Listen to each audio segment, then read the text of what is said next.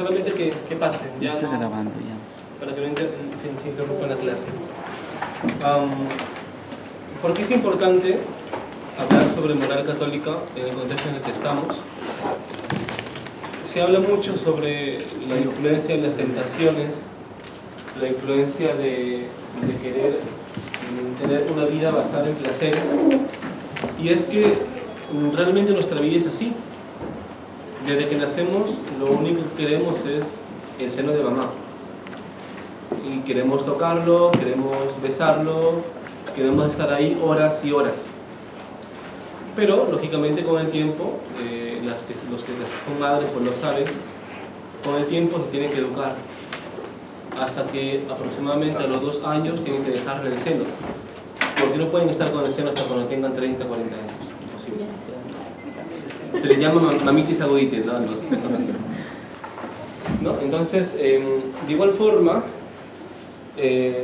los medios de comunicación social, la televisión, la radio, las redes sociales, nos inculcan una forma de pensar, una forma de actuar netamente basada en la parte sensitiva de la persona humana. En esta clase, aparte de lo que hablaremos sobre el primer tema, vamos a tocar en el segundo tema por qué la persona humana es mucho más que materia.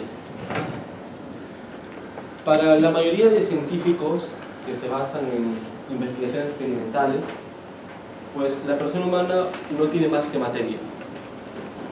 ¿Y por qué pasa eso? Porque lo que se ve es la materia, lo que se toca es la materia, lo que se oye, lo que se palpa, se siente, es la materia. Yo no siento su inteligencia. No es que no sea inteligente, solo que no siento la inteligencia. De igual forma no siento el amor de una madre, no lo puedo tocar, no lo puedo ver, ¿vale? Pero sabemos que existe. Entonces, así como hay aspectos que evidentemente se pueden reducir al aspecto material, pues de igual forma las ciencias tratan de dejar de lado todo lo que tenga que ver con el espíritu, con la parte espiritual. Tal es así que se niega la existencia del mal. Y el mal sí existe. No solamente como un mal propio del actor humano, yo hago malas cosas, yo tengo envidia, yo soy infiel, yo soy corrupto, yo miento, no solamente en ese aspecto, sino que también el mal existe como un ser. Todo lo que nos aparta de Dios es el mal. Todo lo que nos aparta de Dios es el pecado. Se definió en la clase pasada lo que era el pecado. ¿Alguien se acuerda? ¿O lo apuntaron? Por lo menos. Voy a leerlo. Con respecto al fin último. La persona se desordena radicalmente con respecto a su fin último. Y claro está, el fin último, ya lo hemos dicho, es el cielo, la vida eterna, pero es un aspecto que es teórico y hay que tratar poquito a poquito de irlo entendiendo para nuestra vida. ¿Por qué estamos llamados a ese fin último? ¿Por qué Dios nos pone un fin último igual para todos? ¿Por qué no puedo elegir mi fin último? ¿Por qué no puedo elegir mi destino? Y claro está que todos tenemos libertad para poder elegir el destino. Pero en esta clase vamos a comprender por qué tenemos ese fin último y por qué tenemos la capacidad de poder asumirlo en nuestra vida. Pero no es fácil.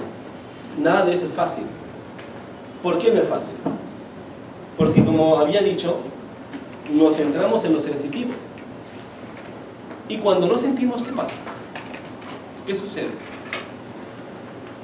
Pasa a los que se casan, pasa a los que son sacerdotes, pasa a las religiosas, les pasa muchas veces. Porque cuando uno se casa, todo es muy bonito, todo es color de rosa. La fiesta, el matrimonio en sí, la familia, el viaje, la luna de miel, los preparativos, el arreglar la casa, el alquilar, el comprar, lo que fuera. Todo es muy bonito porque todo se hace quizás con esa emoción y sentimiento inicial del matrimonio. Lo mismo pasa con un padre que recién se ordena, toda la gente está ahí con él, la familia, celebración, porque es un evento nuevo. Pero cuando pasa eso, cuando ya no existe esa celebración, cuando ya se fue el sentimiento y la emoción inicial del matrimonio, ¿qué queda? Entonces ahí vemos muchas veces que las parejas jóvenes pues, deciden al año divorciarse, separarse porque ven un defecto en la otra persona que no le parece, o porque no vio algo que antes no veía. Porque estamos llamados justamente a la parte sensitiva. Y cuando no sentimos, nos preocupamos. Cuando no sentimos, nos cuesta afrontar una realidad que está implicada en nuestro espíritu. Y la moral católica trata de, en cierta forma, reorientar el actor humano. Ustedes han llevado ética. Si bien es cierto, también la ética ayuda a la persona humana a reorientar su actuar, a que pueda ser virtuoso, pero la moral católica va mucho más allá. ¿Okay? Nos habíamos quedado ahí, en la razón natural. Entonces, vamos acá. Relaciones entre la teología moral y la ética filosófica. Vamos a ver.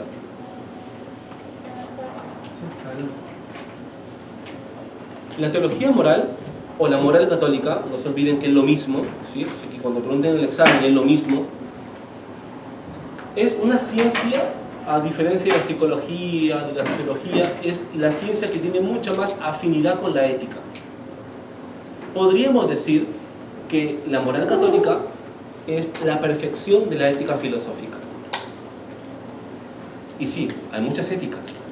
Ética de los negocios, ética empresarial, ética médica, ética de la investigación, ¿qué más? Ética educativa, ética pedagógica, muchas éticas. Pero no hay moral empresarial, no hay moral educativa, no hay moral médica ni moral de investigación. ¿Por qué razón? Porque la moral en sí, la moral católica, va mucho más allá que la ética. Y lógicamente este aspecto sobrenatural del que hablamos es lo que fundamenta el actor humano. Quería preguntarle, o sea, ¿hay diferencia de decir solo moral y moral católica? Sí, hay una diferencia y lo voy a explicar en este momento. Con un ejemplo. Nacemos, empezamos a tener conciencia de la realidad y de lo bueno y lo malo aproximadamente a los 4 o 5 años, más o menos de edad, a veces 3. Y desde ahí sabemos qué está bien y qué está mal. Por ejemplo, tenemos a un niño de 3 años con una niña de 3 años, el niño le pega a la niña, ¿qué hace la niña? Llora. Eso es un punto de partida para que el niño se dé cuenta que lo que ha hecho no está bien. Bueno, la niña llora, ¿y qué es el niño? También llora con ella. Así pasa. Ese aspecto es parte de la moral, porque somos naturalmente morales. Es un aspecto que no lo podemos quitar. No que yo no quiero ser moral, no, eres moral por naturaleza. ¿Y por qué somos morales por naturaleza? Porque hay una condición humana que es mucho superior, mucho más superior que la de los animales. Han llevado antropología, saben que los animales tienen alma, ¿no? Tienen alma, un alma sensitiva, pero las personas tenemos un alma racional. Este alma racional nos permite ver más allá y nos permite comprender la realidad bajo conciencia. Si vemos a un perro que le mordió a una niña, perro malo, eso no se hace. ¿No va a hacer caso? O decirle a un león que no se cobre ese venadito porque es pequeño y le va a doler. Es parte de su naturaleza. Pero en cambio, el ser humano tiene la capacidad de reconocer el bien y el mal bajo conciencia. Y desde pequeños tenemos esa capacidad. Pasan los años, 3, 4 años, 5 o 6 años, ya el contexto educativo, te encuentras con amigos, las enseñanzas de la profesora, las enseñanzas en casa, que van marcando un aspecto moral determinado. Pero no tan determinado porque con el tiempo uno puede perfeccionar ese aspecto moral. ¿Cómo se le llama eso? Se va forjando un carácter. ¿Qué carácter, profesor? En la psicología, un paréntesis, la persona humana tiene dos aspectos necesarios de la personalidad. ¿Cuáles son? El temperamento y el carácter. ¿Cuál es lo que se modifica y cambia? El carácter. Yo estoy viendo que muchos me están observando y sí, está muy bien la clase, empezó muy bien, pero vayan apuntando por favor porque eso no está acá, por si lo pueden ver, ¿vale? Sí, bueno que vayan apuntando, chicos. Lo que cambia es el carácter, lo que se modifica es el carácter, lo que se perfecciona es el carácter. Entonces, cuando uno va a lo largo de su vida creciendo, tiene la capacidad de moldear su carácter. Tal es así, tenemos a un jovencito de 18 años que sabe que el robar es malo, que el decir mentiras no está bien, que el plagiar un examen no es correcto, que el ser respetuoso es algo muy bueno, que el ser sincero ayuda, que muchas cosas, porque se da cuenta que eso es lo correcto y que no es lo correcto, y se forja un carácter, ¿vale? Pero profesor, tenemos ese contexto que en parte es positivo, en parte es un contexto netamente quizás occidental. Pero ¿qué pasa con los jóvenes que viven en un contexto oriental, Afganistán por ejemplo, y que tienen una concepción distinta del bien y del mal, de decir que la mujer no sirve para nada, solamente para la casa, o que las mujeres no pueden votar, no pueden elegir a nivel nacional, o que los niños no tienen que ir a la escuela desde muy pequeños, sino a partir de los 15 años. Aquí tienes algunos sí. ¿No? ¿Cómo podríamos entender eso, chicos? Lo expliqué en la clase pasada.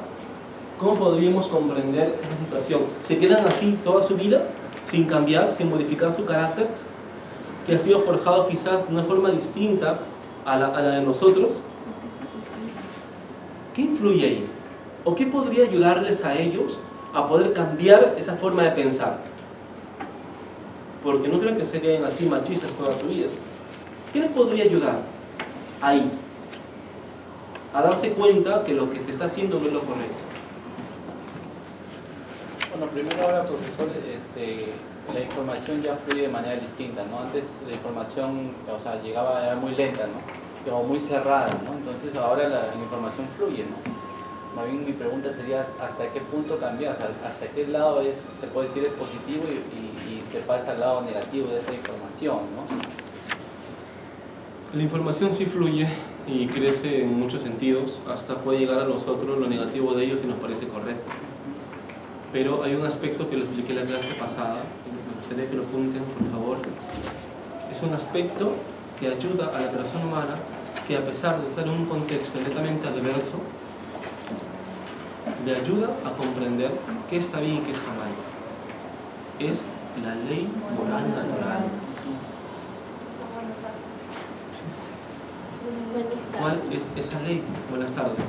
Hacer el bien y evitar el mal. Entonces, no se olviden de esto. Moralmente lo tenemos de manera natural. Somos naturalmente morales e intrínsecamente éticos. Lo repito.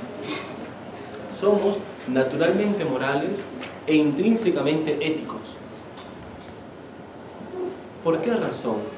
Porque desde nuestra condición natural de ser persona, tenemos la capacidad de comprender el actor humano y decir, oye, pero eso no es lo correcto. Oye, pero eso sí está bien. Tal es así que de un padre que es ladrón, que es drogadicto, no siempre sale un hijo que es ladrón y drogadicto. O de una madre que es una prostituta, no siempre sale hija que sea una prostituta. ¿Me explico? Bueno, hago paréntesis, si hay casos en los cuales la enfermedad de psicópata de una persona sí se hereda, es un aspecto que sí se hereda. ¿Cuál es tu profesión, disculpa? ¿Yo? ¿Tienes alguna profesión aparte? Estoy estudiando administración. Excelente. Pero si estás en el contexto médico, ¿tienes algún conocimiento? No, administrativo. Administrativo. Bueno, si alguien está aquí en contexto médico, igual me corrige, pero la psicopatía sí es una enfermedad que se hereda, ¿no? Eso sí se hereda, y en algún momento pues fluye y sale a la luz, ¿ya? A diferencia de la sociopatía, que no se hereda, eso sí no se hereda, ¿ya? Pero es un aspecto que no viene al caso, pero lo digo como ejemplo para que lo comprendan. Entonces, es importante comprender ello. La moral está intrínsecamente en nosotros. Pero la moral católica se basa en nuestra condición humana, no se olviden, la razón natural. ¿Qué otra fuente es? La razón natural, ¿qué otra fuente de la moral católica?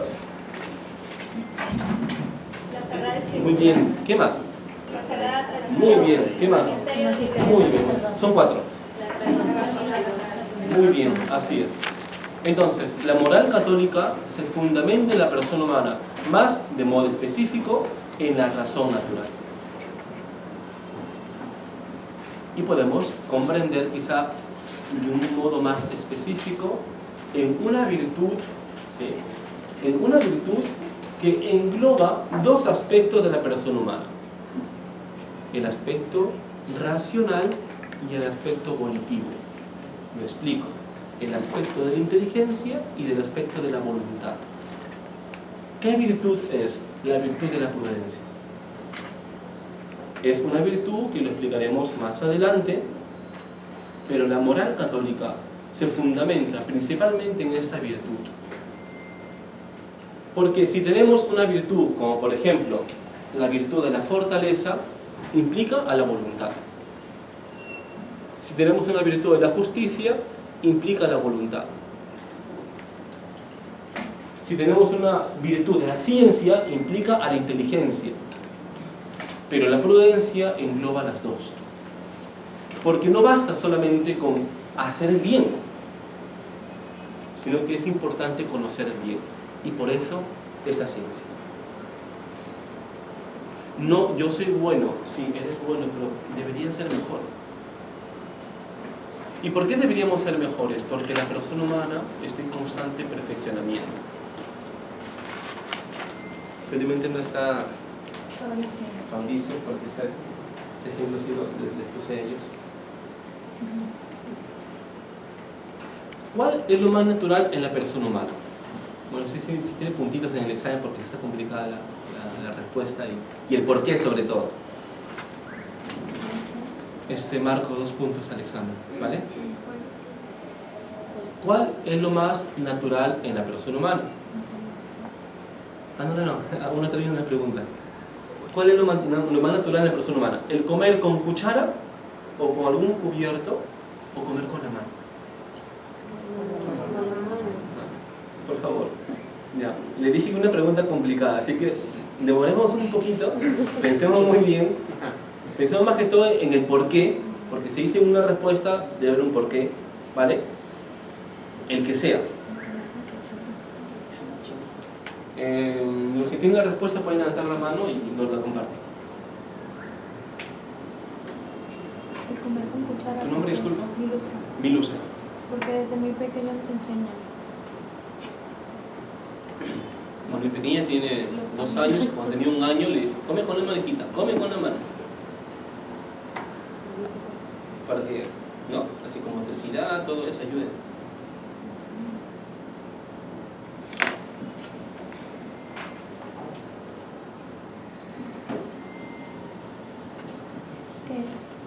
Comer con la mano porque en eso influye mucho la sociedad, podría ser, ya que la sociedad nos pone unos, se podría decir, reglamentos, ¿no? unas etiquetas de cómo poder comer, de cómo poder vestirnos, ya sea para, en este caso, ¿no? Si es una reunión no vamos a estar comiendo con las manos, ¿no? ¿Qué tipo de cubiertos debemos utilizar para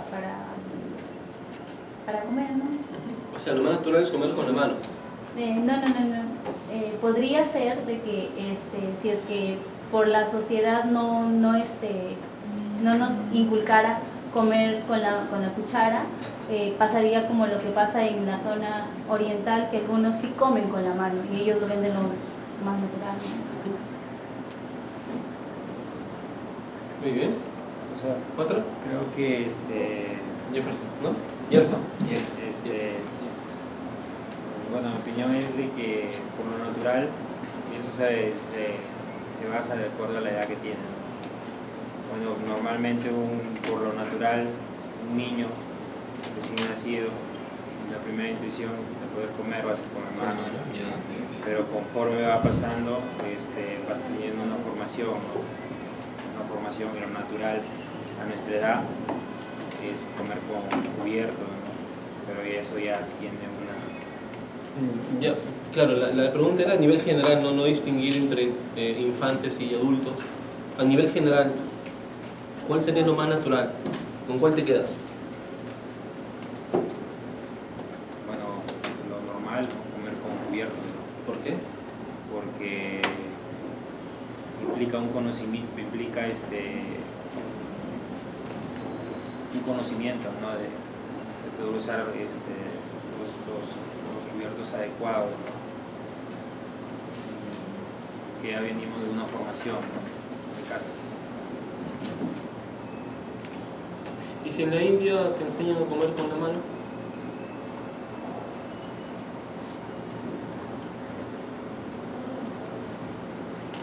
Complicado, ¿no? ¿Alguien? ¿Alguien más? ¿Atrás? ¿Que no? ¿Sí? Lo más natural sería comer con la mano, porque al comienzo de nosotros el cuerpo cuando necesita satisfacer esa hambre, y obviamente si no tienes un cubierto, lo que pasa primero es agarrar con la mano, para que tengas un cubierto, directamente agarrar con la mano.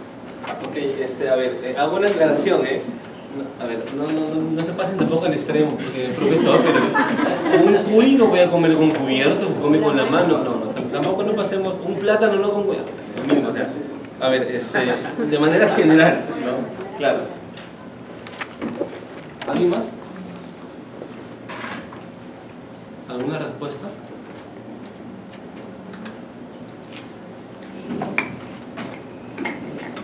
Bien, vamos a ver. La respuesta es, lo más natural en el hombre es comer con la cuchara. A ver, te explico. No es que sea cuchara, porque cuchara, tenedor, cuchillo, da igual. Lo más natural en el hombre es comer con cubiertos. ¿Por qué razón? Porque el ser humano, a lo largo de su existencia, se perfecciona. Lo dije hace un momento, el perfeccionamiento. Y lo más natural en el hombre no es quedarse con comer con la mano. Lo más natural en el hombre es perfeccionarse. Por ende, no es una etiqueta el comer con cucharas. No es una etiqueta el vestirse bien. No es porque está a la moda. No es una etiqueta. Es algo natural en la persona humana. Porque la persona vio que es mucho más perfecto comer con cubiertos. Que es mucho más perfecto vestirse bien, que es mucho más perfecto tener una familia. Y por eso en la India, lastimosamente la cultura, para muchos es muy rica, pero a la vez es muy pobre. Porque en la India comen con la mano, muchas de las personas comen con la mano, son familias poligámicas, el hombre tiene como 10 mujeres, y de igual forma a las niñas de 12 años las casan por obligación. Entonces uno se pone a pensar, ¿por qué pasa eso? Porque su cultura se quedó quizás en un ámbito netamente quizás colonial, o un aspecto histórico mucho más antiguo. ¿Ok? Y por eso, porque la persona humana, lo más natural en él es perfeccionarse, es por ende que la moral católica lo que hace es que de una forma u otra es potenciar el aspecto natural. Sí, somos naturalmente morales. ¿Qué más dije? Somos intrínsecamente éticos. Perfecto. Pero el ser humano tiene que seguir perfeccionándose. Y la moral católica lo que hace es eso, perfeccionar nuestra propia naturaleza. ¿De qué forma? Ya lo iremos viendo a lo largo de la asignatura. Ambas tienen el mismo objeto de estudio, ¿no? Los actos humanos, ya lo hemos dicho en la clase pasada, con el ejemplo del barco, con los peces. El mismo objeto de estudio, la ética y la moral católica. La ética filosófica solo cuenta con conocimientos accesibles a la razón. Así es. ¿Qué aspectos la ética filosófica nunca va a tocar? La fe. Porque escapa al aspecto de la razón. No se puede comprender aspectos de fe a través de la razón. ¿Vale? Por eso decía San Juan Pablo II, en su tiempo cuando fue Papa Juan Pablo II, antes de Benedicto XVI, colocó en la primera línea de su encíclica, lo voy a escribir acá, lo apunto.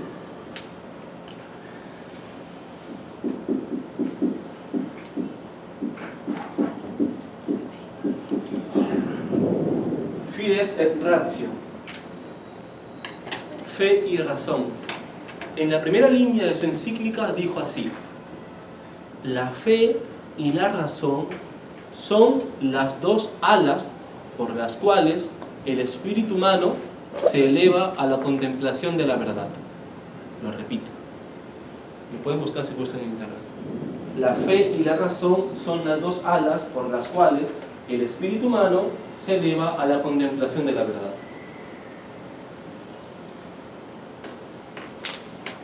¿La razón es importante? Sí. ¿La ética es importante? Sí. Pero le falta llegar a un aspecto sobrenatural que la moral católica sí lo tiene. ¿Ok?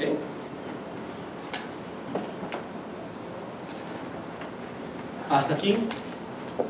¿Me van comprendiendo? Chicos, por favor, digan así por lo menos. ¿Sí? ¿Vamos bien? ¿Hay alguna pregunta ahí atrás? ¿Están despiertos? Listo, muy bien. No, es que esta hora es crítica, es muy crítica para todos. Menos para el que dicta clase. Este cuadro le va a ayudar mucho, ¿vale? Es una diferencia, semejanza entre la ética y la moral católica o teología moral. Vamos a ver, esto ya lo hemos visto. El fundamento de la ética, ¿en qué se fundamenta? En nuestra razón natural, ¿ok? Nuestra condición humana. En cambio, la teología moral se fundamenta en la fe, en la voluntad de Dios, en la palabra de Jesucristo, y lo hemos dicho en la fuente, ¿no? El método. La ética se basa en un método argumentativo, ¿ok? Y por eso tenemos códigos de ética empresariales. Me imagino que en sus empresas hay códigos de ética, desde la forma de vestir hasta la forma de cómo dirigirse a las altas autoridades, cómo comportarse, y por eso salen normas de tema de hostigamiento laboral, código de ética. En cambio, la teología moral también es argumentación, pero en base a la revelación. ¿Cuál es la plenitud de la revelación de Dios? Jesucristo. ¿Okay? Muy bien. El fin de la ética es que el hombre se perfeccione aquí en la tierra.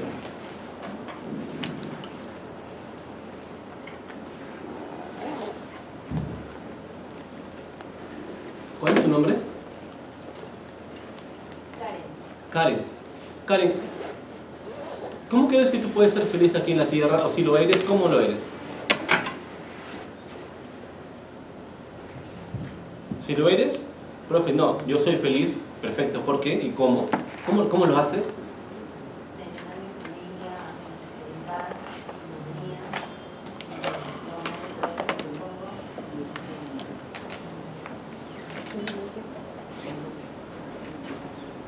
Comúnmente las personas, gracias Karen, engloban el tema de la felicidad, con que las personas que amas estén bien, uno, y que uno pueda lograr lo que se propone, lo que he dicho Karen. ¿Cómo se le llama eso? Que la persona humana pueda llegar a ser virtuosa en su vida. ¿Y cómo es ser virtuoso? Responsable, servicial, solidario, justo, fuerte, templado, prudente. ¿No es fácil lograrlo? Claro que no es fácil. Pero diría Santo Tomás de Aquino en la Suma Teológica lo siguiente: la persona humana, para que logre ser feliz aquí en la tierra, tiene que lograr ser virtuoso. Y no solamente hay virtudes morales, como las que les he mencionado hace un momento, sino que también hay virtudes intelectuales. Por eso tenemos a un Mark Zuckerberg que es muy feliz. No crean que es por solamente el dinero que tiene. Por eso, virtud intelectual, la ciencia. A un Elon Musk, inteligentes. Stephen Hawking es el de la teoría del todo, me parece, si no me equivoco, ¿sí? Él, aún con su enfermedad, era una persona muy feliz. ¿Por qué?